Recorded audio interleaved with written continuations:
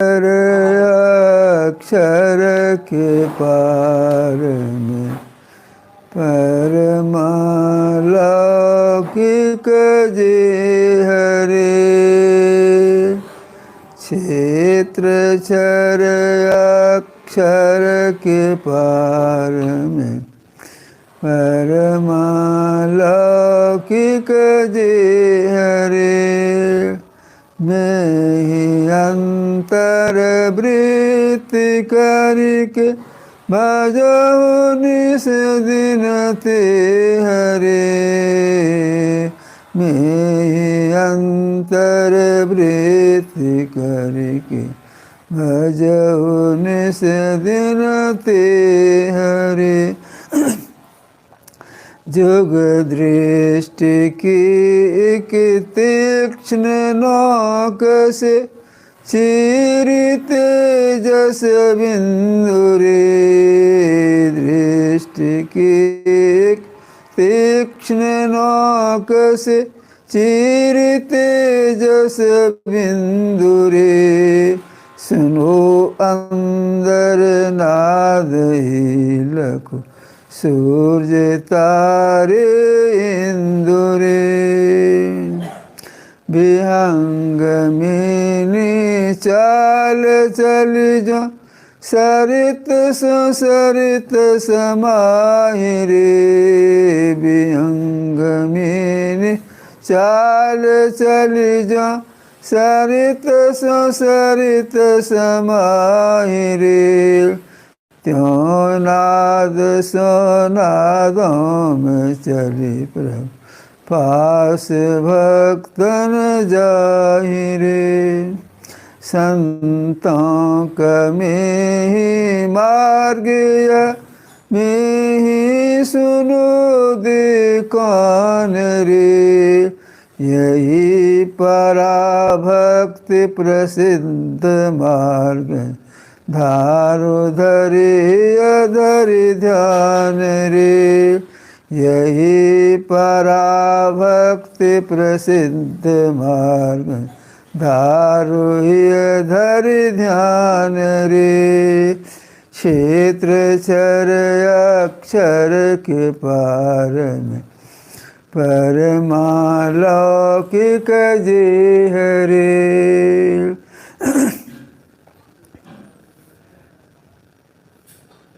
लौकिक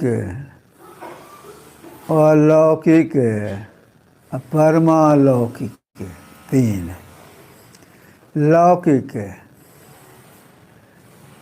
इस संसार में आप हम देखते हैं।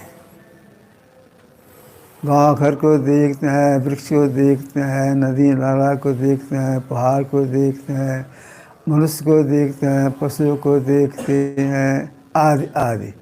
ये हो गए लौकिक। और लौकिक किसको कहेंगे? अंत साधन के द्वारा जो अपने अंदर के सूक्ष्म मंडल में पहुंच जाती हैं।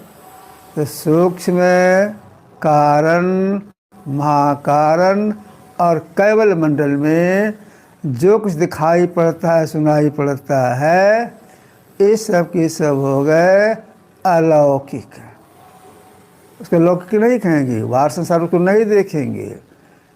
भीतर में जो हम सूर्य देखते हैं, आप लोग सूर्य देखते हैं, कोई भी देखते सूर्य देखते हैं, चंद्रमा देखते हैं, ताराओं को देखते हैं, तो बाहर उसको नहीं देख सकते हैं, इसलिए उसका अलौकिक। अब परमालौकिक कहा गया है परम अलौकिक परमात्मा।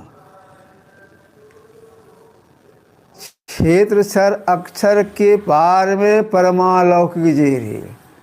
क्षेत्र यानी शरीर, सब शरीरों के पार में सब शरीर। क्षेत्र अक्षर नासमान है, स्थूल सूक्ष्म कारण महाकार जो भी शरीर है सबके पार। क्षेत्र क्षर अक्षर प्राकृति के पार में उनका परमाणु की जो परमात्मा उनका दर्शन होगा। इसके लिए उनकी भक्ति करनी पड़ेगी। भक्ति में क्या करना पड़ेगा? दृष्टि एक तीक्ष्ण नौक से चीरी तेज बिंदुरे, सुनो अंदर नाधि लखो सुज तारे इंदुरे। मानस जब मानसन के बाद सर्व जब जोड़ने का प्रयास करते हैं, जैसा तो समुद्र खाम चल रही है, प्रयास करते करते जब यह स्थिति आ जाती है, अब बिंदु का उदय होगा, अब बिंदु का उदय होगा, अब बिंदु को देख करके आगे बढ़ते हैं, यही वह बिंदु का छेदन करना।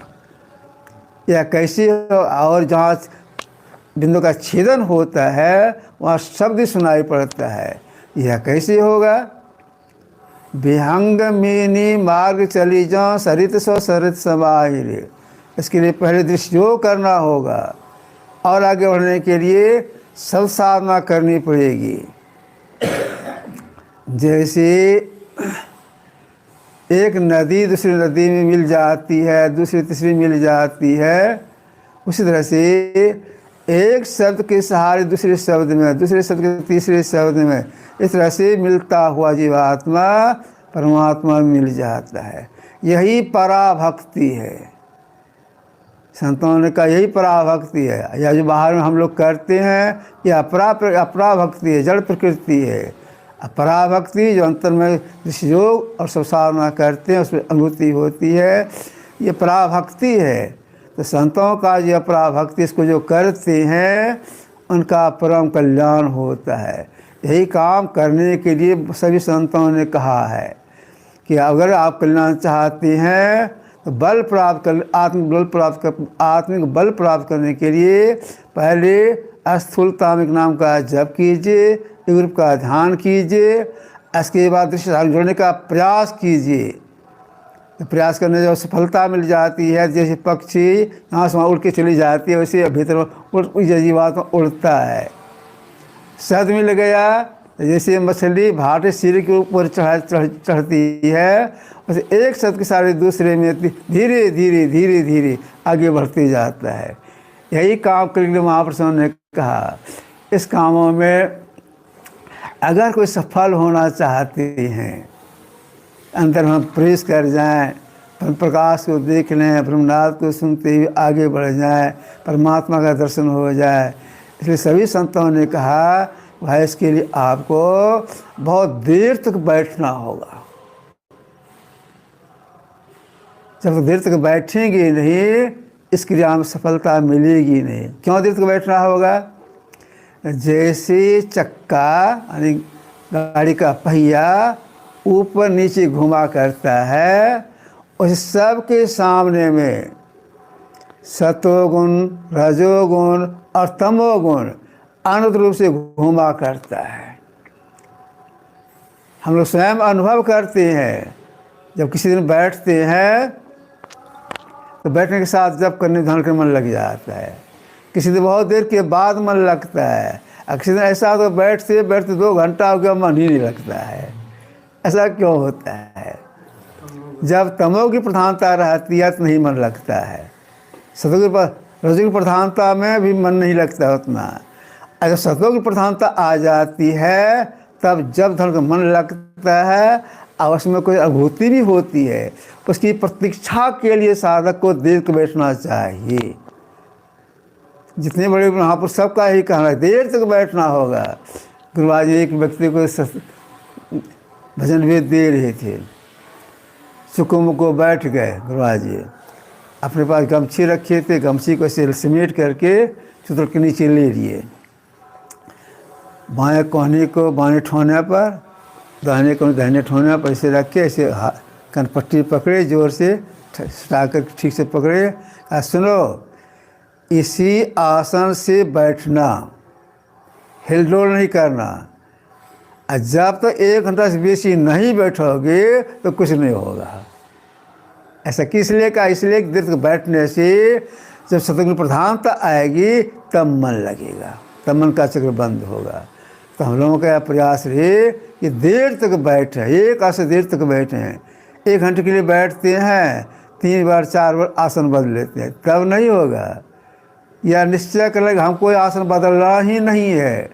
भगवान बुद्ध ने कहा था जहाँ की हड्डी टूट जाए तो टूट जाए, हम आसन नहीं छोड़ेंगे। क्या दृढ़ निश्चयी हो तो होना पड़ता है साधक को। श्री सद्गुरु महाराज।